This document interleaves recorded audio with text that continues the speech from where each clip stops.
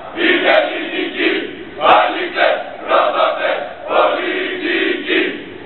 Συναγωνιστές και συναγωνίστριες, φίλοι και φίλες, καταρχήν είναι πολύ μεγάλη τιμή για μένα που βρίσκεστε όλοι εσείς εδώ σήμερα.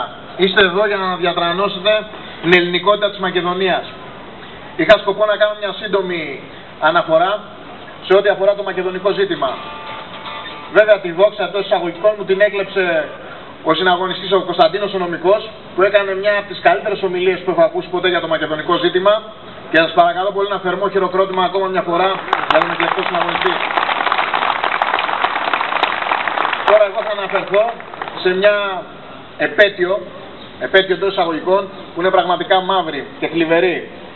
Αναρωτιέμαι και λέω, αν ρωτήσουμε τώρα κάποιους Έλληνες οι οποίοι κάθονται και απολαμβάνουν το φραπέ τους κάπου σε μια καφετέρια τι έγινε στις 20 Ιουλίου του 1974 και στις 14 Αυγούστου του 1974, τι απάντηση θα πάρουμε άραγε?